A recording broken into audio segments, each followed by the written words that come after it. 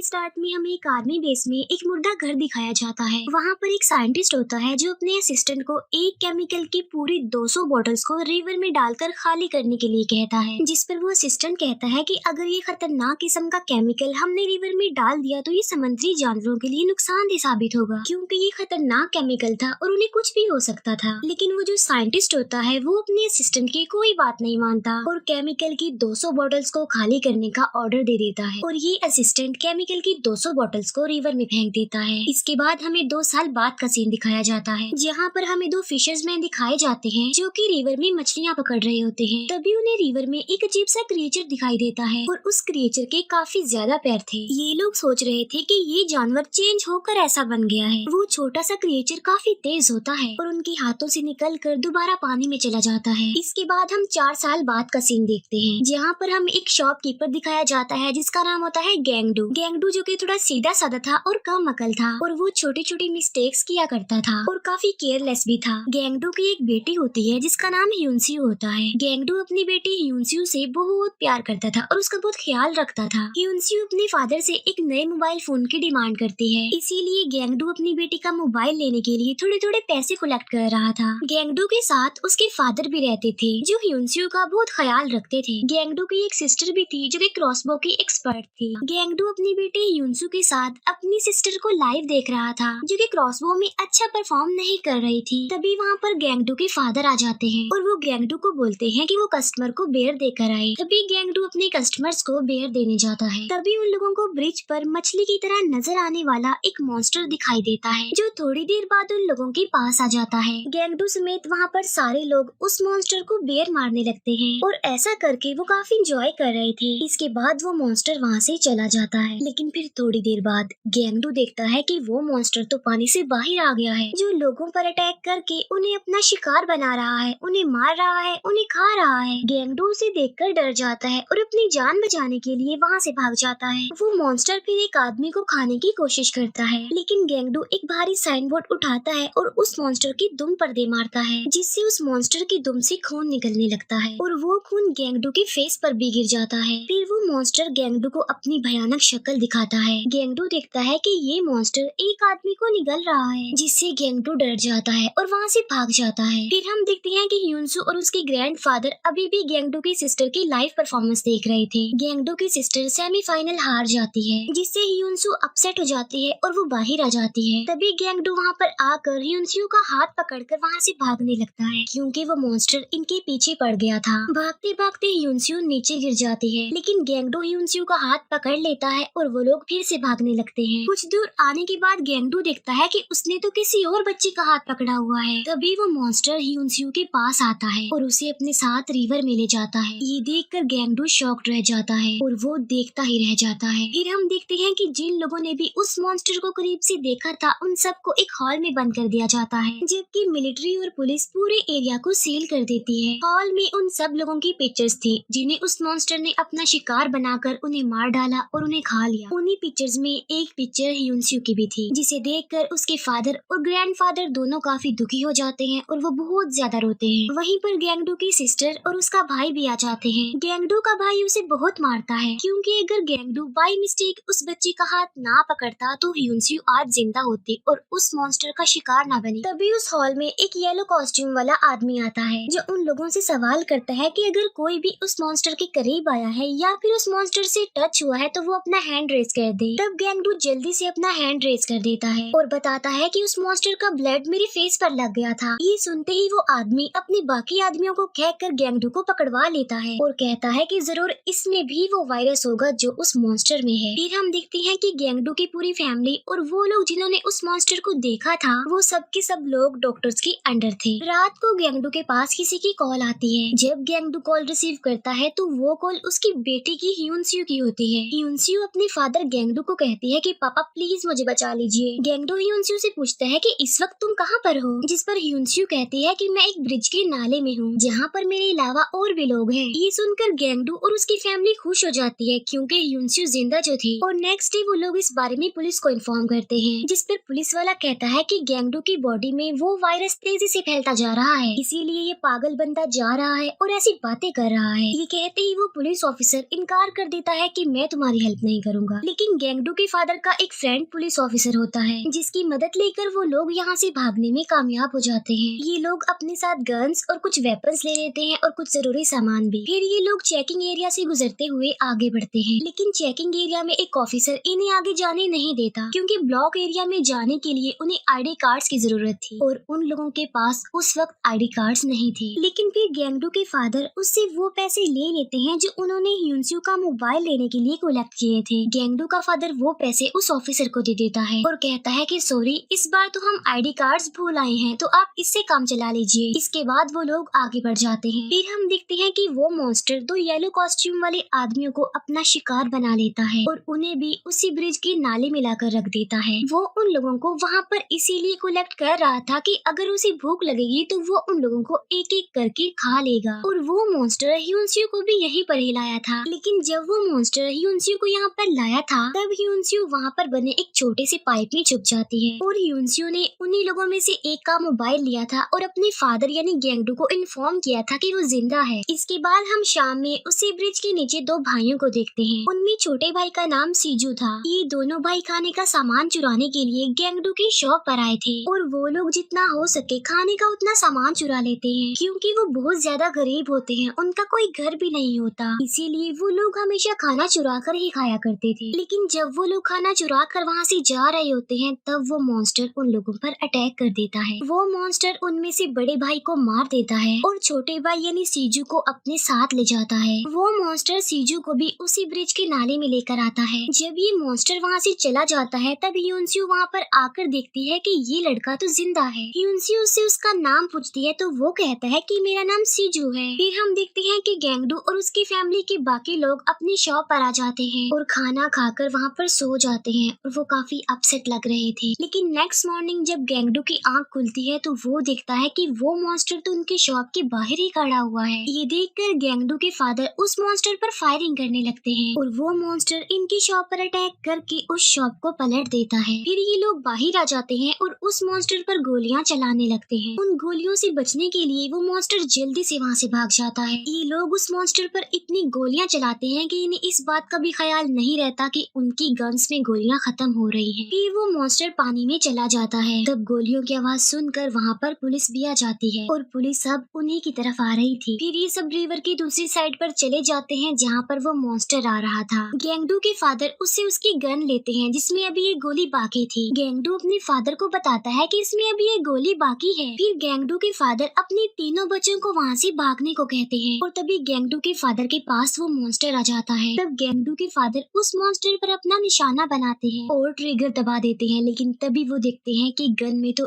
एक भी गोली नहीं थी। तभी गेंगडू को भी रियलाइज होता है कि गन में तो गोलियां खत्म हो चुकी थी, एक भी गोली नहीं थी। तभी वो मॉन्स्टर गेंगडू के फादर को हिट करता है और दोबारा से रिवर में चला जाता है। गेंगडू अपने फादर के पास आता है तो वो देखता है कि उसके फादर तो मर चुके हैं। अपने फादर को खोकर गेंगडू बहुत दुखी हो जाता है और वो रोने लगता है और पुलिस भी उन लोगों के पास आ चुकी थी। तब गेंगडू अपनी सिस्टर और भाई को वहाँ से भागने के लिए कहता है, लेकिन गेंगडू अपने फादर को अकेला छोड़कर नहीं जा सकता था, इसीलिए वो अपने आप को पुलिस के हवाले कर देता है और पुलिस गेंगडू को पकड़कर अपने साथ ले जाती है। गेंगडू का भाई अपनी फ्रेंड को कहता है कि ह्यूनस्यू की कॉल को ट्रेस करो और वो कॉल ट्रैकर गेंगडू के भाई की हेल्प करता है। और यहाँ पर हमें पता चलता है कि उस कॉल ट्रैकर ने अपनी फ्रेंड यानी गेंगडू के भाई के साथ ट्रिक की है। असल में पुलिस ने गेंगडू की पूरी फैमिली को पकड़ने पर इनाम रखा था, क्योंकि वो लोग उस मॉन्स्टर के टच में जो थे। अब क्योंकि गेंगडू तो पकड़ा गया था, लेकिन गेंगडू की बहन और भाई को पकड़ने के लिए अभी भी इनाम रखा था पुलिस ने, इसीलिए गेंगडू के भाई को पकड़वाने के लिए उस कॉल ट्रैकर ने ये चाल चली। फिर वो कॉल ट्रैकर ऑफिस में जाता है जहाँ पर पुलिस थी और हॉस्पिटल के बाकी वर्कर्स थे और वो सब लोग गेंगडू के भाई को पकड़ना चाहते थे और इनाम हासिल करने के लिए वो कॉल ट्रैकर गेंगडू के भाई को यहाँ तक लेकर आया था। वो सब लोग वहाँ से बाहर आते हैं और गेंगडू के भाई को चारों तरफ से घेर लिया जाता है। अब क्योंकि गेंगडू के भाई को ह्यूनस्यू की लोकेशन पता चल चुकी थी, इसीलिए गेंगडू का भाई वहाँ पर इलेक्ट्रिसिटी खराब करके वहाँ से भाग जाता है। फिर गेंगडू का भाई अपनी सिस्टर को भी ह्यूनस्यू की लोकेशन सेंड कर देता है। दूसरी तरफ हम देखते हैं कि डॉक्टर गेंगडू को पकड़कर उस पर तरह तरह के एक्सपेरिमेंट्स कर रहे थे और तो और उसे टॉर्चर भी किया जा रहा था। लेकिन यहाँ पर किसी तरह गेंगडू समझदारी का मुजाहिरा करता है और वो उन डॉक्टर्स के ट्रैप से बचकर भागने में कामयाब हो जाता है। ह्यूनस्यू जो कि अपने फादर के आने का वेट कर रही थी कि उसके फादर उसे बचाने के लिए जरूर आएंगे। लेकिन जो गैंगडू की सिस्टर होती है अब वो उस ब्रिज के नीचे आ जाती है अपना क्रॉसबो लेकर, और ये वही जगह थी जहाँ पर ह्यूनस्यू थी। लेकिन वहाँ पर वो मॉन्स्टर गैंगडू की सिस्टर पर अटैक कर देता है, जिससे गैंगडू की सिस्टर गिर जाती है और वो मॉन्स्टर वहाँ से भाग जाता है। फिर हम देखते हैं कि ह्यूनस्यू और सीजू दोनों मिलकर कपड़ों को आपस में बांधकर उसकी एक रस्सी बनाते हैं। वो उस कपड़े की रस्सी को ऊपर लगी लोहे की जाली पर फेंकते हैं, लेकिन कपड़े की वो रस्सी छोटी रह जाती है और यहाँ से बचकर निकलने का मौका भी अब उनके हाथ से निकल चुका था। इसके बाद गैंगडू का भाई भी उस ब्रिज के नीचे आ जाता है, जहाँ पर उसे एक होमलेस आदमी मिलता है। तब गैंगडू का भाई उस होमलेस आदमी की मदद लेकर एक पेट्रोल बम बनाने में कामयाब हो जाता है। फिर वो लोग उस तरफ जा रहे होते हैं जहाँ पर वो मॉन्स्टर था, और गैंगडू को भी ह्यूनस्यू की लोकेशन पता चल चुकी थी और इसीलिए वो उस नाले को ढूंढ लेता है जहाँ पर ह्यूनस्यू थी। लेकिन उस वक्त ह्यूनस्यू और वो छोटा बच्चा सीजू दोनों उस मॉन्स्टर के मुंह में थे। फिर हम देखते हैं कि लोग सड़कों पर आकर प्रोटेस्ट कर रहे थे कि आखिर डॉक्टर्स ने गैंगडू पर इतना टॉर्चर क्यों किया। फिर वो मॉन्स्टर उन लोगों की भीड़ की तरफ आ जाता है, जिससे वो सारे लोग वहाँ से बचकर भाग जाते हैं और वहीं पर गैंगडू और उसके सिबलिंग्स भी आ जाते हैं। साइंटिस्ट ने उस मॉन्स्टर को पकड़ने के लिए एक गैस बनाई थी और वो उस गैस को उस मॉन्स्टर पर डालते हैं, जिससे ये मॉन्स्टर तड़पता हुआ जमीन पर गिरता है और बेहोश हो जाता है। इसी दौरान गैंगडू अपनी बेटी ह्यूनस्यू और उस छोटे बच्चे सीजू को उस मॉन्स्टर के मुंह से निकाल लेता है। लेकिन अब काफी देर हो चुकी थी क्योंकि ह्यूनस्यू मर चुकी थी, लेकिन वो जो छोटा बच्चा सीजू था वो अभी जिंदा था। फिर वो मॉन्स्टर दोबारा से उठकर उन लोगों पर अटैक करने वाला होता है। तब वो होमलेस आदमी पेट्रोल की पूरी कैन उस मॉन्स्टर के मुंह में डाल देता है और गैंगडू की सिस्टर अपनी कमान पर आग वाला तीर लेकर उस मॉन्स्टर की तरफ फेंकती है, जिससे उस मॉन्स्टर में आग लग जाती है और वो जलने लगता है। ये मॉन्स्टर अपनी जान बचाने के लिए पानी की तरफ भागता है, लेकिन तभी सामने से गैंगडू आ जाता है और वो उस मॉन्स्टर के मुंह में एक रॉड घुसा देता है और उसे मार डालता है। अब गैंगडू ने उस मॉन्स्टर को तो मार दिया था, लेकिन इस बीच उसने अपने बहुत प्यारे लोग, अपने फादर और अपनी बेटी को खो दिया। अब क्योंकि सीजू भी होमलेस था और उसका इस दुनिया में कोई नहीं था, इसीलिए गैंगडू उसे अडॉप्ट कर लेता है और अपना बेटा बना लेता है। अब गैंगडू जो कि एक काफी अच्छा और समझदार इंसान बन गया था और वो अपनी शॉप को भी काफी अच्छे से लेकर चल रहा था, और वो सीजू से बिल्कुल ऐसे ही प्यार करता है जैसे वो उसका अपना ही बेटा हो। और यहीं पर ये मूवी एंड हो जाती है।